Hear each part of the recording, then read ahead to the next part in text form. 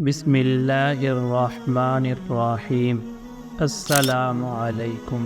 یقیناً تمام تعریفیں اللہ کے لیے ہیں، ہم اس کی تعریف بیان کرتے ہیں، اسی سے مدد کے طلبگار ہیں۔ میں گواہی دیتا ہوں کہ اللہ کے سوا کوئی معبود نہیں۔ ہمارے پیارے آقا صلی اللہ علیہ وسلم اللہ کے بندے اور اس کے رسول ہیں۔ تو ناظرین، آج کی ویڈیو میں ہم آپ کو بتائیں گے پرندوں کا توکل اللہ تعالیٰ پر کس طرح کا ہوتا ہے، آیا کہ ہمارا بھی توکل اللہ تعالیٰ پر اس طرح کا ہے کہ نہیں۔ تو آج کی ویڈیو میں اسی پر بات ہوگی، تو آپ سے گزارش ہے کہ آپ ویڈیو کو آخر تک دیکھیں۔ چلتے ہیں اپنی ویڈیو کی طرف۔ دیکھیں کہ آپ صلی اللہ علیہ وسلم نے فرمایا کہ اگر تم اللہ پر توکل کرو جیسے کرنے کا حق ہے تو تمہیں روزی ایسے ملے گی جیسے پرندوں کو ملتی ہے۔ پھر آگے فرمایا کہ پرندہ صبح خالی پیٹ نکلتا ہے، چڑیاں جب گھونسلے سے نکلتی ہیں تو اس کے پیٹ میں ایک بھی دانہ نہیں ہوتا اور ان کو معلوم بھی نہیں ہے کہ کہاں جانا ہے۔ میری روزی کا اور میرے بچوں کی روزی کا انتظام کہاں سے ہوگا، اسے کچھ بھی پتہ نہیں ہوتا۔ لیکن آج تک ایسا نہیں ہوا کہ کوئی پرندہ صبح کو جائے اور شام کو خالی پیٹ واپس آ جائے۔ ہاں، اگر اللہ اس کو خالی پیٹ مارنے کا ارادہ کر لے وہ پھر الگ بات ہے، لیکن عام طور پر ایسا نہیں ہوتا کہ پرندہ صبح کو جائے اور شام کو خالی پیٹ ہی واپس آ جائے۔ دیکھیں کہ پرندوں کے ساتھ تشبیہ دینے کا مقصد کیا ہے۔ دیکھیں کہ پرندوں کے ساتھ تشبیہ اس لیے دی کہ آپ کو پرندوں میں تمام ضروریات زندگی پوری ہوتی ہوئی نظر آئے گی، اور اس میں آپ کو اللہ کی قدرت کا ایسا مشاہدہ ہوگا کہ آپ کی عقل حیران ہوگی۔ جیسے کہ بلی کی مثال، کیونکہ بلی گھر نہیں بناتی، بلی اکیلی رہتی ہے، جبکہ دوسرے پرندے ایسا نہیں کرتے، وہ جوڑوں کی شکل میں رہتے ہیں۔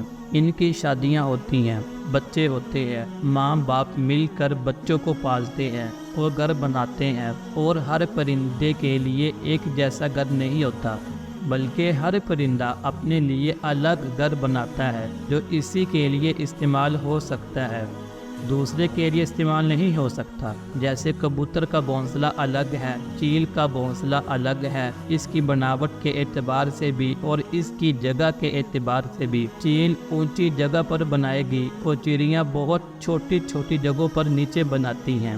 دیکھو کہ اللہ تعالیٰ نے کیسا نظام بنایا پرندوں کا، اور ان کو رزق بھی دیتا ہے۔ اور رزق کا مطلب کیا ہے؟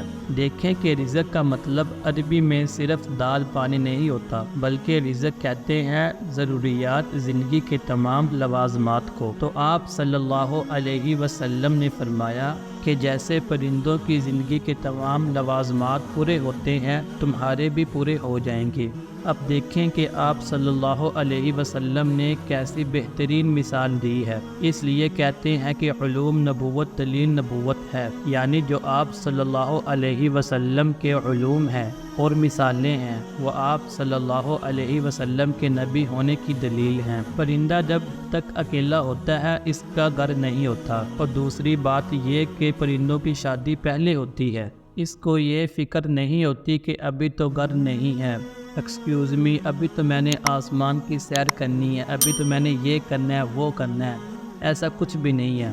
جب پرندے کے دل میں شادی کی طلب پیدا ہوتی ہے تو وہ شادی کر لیتا ہے، کوئی ذخیرہ نہیں اس کے پاس، بس صبح کو جا رہا ہے اور شام کو پیٹ بھر کر واپس آ رہا ہے، اور اس کو پتہ بھی نہیں ہے کہ کہاں جانا ہے، بس اتنا پتہ ہے کہ جہاں بھی جاؤں گا ملے گا۔ پھر جب انڈے دینے کا وقت آتا ہے تو خود فطرت سکھا دیتی ہے کہ تنکا اور گھاس پھوس کا انتظام کیسے ہوگا، کیونکہ اللہ نے ضروریات پوری کرنے کی ذمہ داری خود لی ہے۔ اس کا مطلب یہ ہے کہ اللہ آپ کو بھی سکھانے کے انتظامات پیدا کر دے گا، کسی کے ذریعے سے ہو یا ویسے ہی ہو، اور جو کام اللہ کے ذمہ ہیں وہ اللہ پر چھوڑ دو، خود اللہ بننے کی کوشش نہ کرو۔ آج ہر آدمی خود اللہ بننے کی کوشش کرتا ہے اور کہتا ہے کہ میں کھلاتا ہوں، میں بناتا ہوں اور میں سارے کام کرتا ہوں، تو اللہ دکھا دیتا ہے کہ تو کیا کرتا ہے۔ اس لیے سب کچھ کرنے والی ذات اللہ تعالیٰ کی ہے۔